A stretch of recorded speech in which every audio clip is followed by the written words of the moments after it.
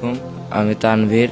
আমার আব্বু যখন মারা যায় আমি তখন 6-এ পড়তাম এবং সেট থেকে কাজ করে ধাপে ধাপে আমি এবার 9-এ উঠেছি। আমার আম্মুও কাজ করতে পাশাপাশি কাজ করে এবং আমার আম্মু অনেক কষ্ট করে পড়ায়। 6-7 তো কাজ করে বই কিনছে, এখন 9-এ উঠেছে। আপনার গাইডের তো অনেক দাম এবং কেনার জন্য আমার পার তো টাফ হয়ে পড়ছে। এখন টাফ হলে এখন কী করা যাবে? গাইড তো কিনতে হবে, পড়াশোনা তো চালাতে হবে। মেয়েটা আমার সব কিছু নিয়েই বায়না ধরে, ছেলেও বায়না ধরে, মা এটা দাও ওটা দাও। আমি কি করে দেব? ওদের ভরণ পোষণ আমি কিভাবে চালাবো? ওদের দুধের নুন ভাত আমি কিভাবে সামনে দেব? আমি এই টেনশনে আমার রাত কমতে যায়, দিন কমতে যায়, আমি টের পাই না। আমি অনেক কষ্টের মধ্যে জীবনযাপন করতেছি। আপনারা যদি পারেন তাহলে কিছু সাহায্য।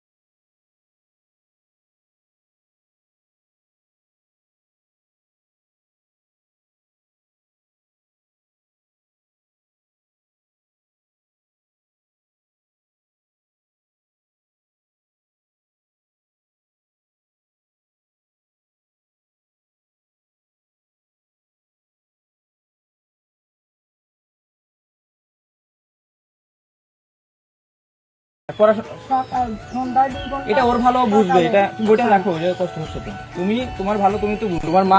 তোমার মাকে তুমি এই যে কষ্ট করে ইয়ে করতেছে। হ্যাঁ, মাঝে মাঝে আমাদের বাড়িতে আসছে। স্বাধীন আসো তাহলে না, স্বাধীন তাহলে তোমার বাসার পাশেই তো। হ্যাঁ, আমি আমার বাড়ি পাই না, কারণ আমি একটা যেখানে না আপনি তোমার চেষ্টা থাকবে যে তোমার মা দেখো কত কষ্ট করে তোমাকে মানুষ করতেছে, এই কষ্টের প্রতিদানটা তোমাকে দিতে হলে তোমার কিন্তু ভালো মতো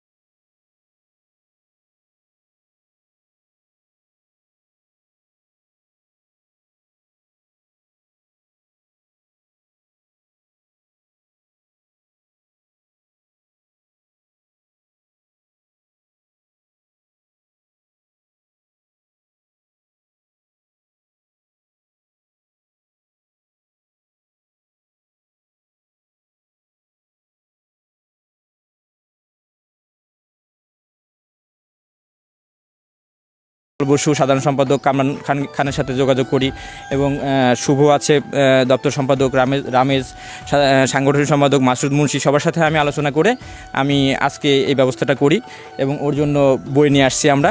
এবার তো ক্লাস 9-এ 2 বছর পরে পাশ করবে, পাশ করে কলেজে ভর্তি হবে, তখন আমরা ওর সকল ধরনের বই বা পড়াশোনার খরচ বা টিউশনি ফ্রি করে দেওয়া, আমাদের অনেক মানবিক স্যার আছে তাদেরকে বলে আমাদের ও টিউশনি ফ্রি করে দেওয়া, সব ধরনের সহযোগিতা আমরা করবো কালখোলা ছাত্র কল্যাণ পরিষদ। তো আমি তানভীরকে বলবো যে ভাই তুমি তোমার কোনো বড় ভাই নেই বা তোমার বাবা নেই, এটা তুমি কখনো ফিল করবে না।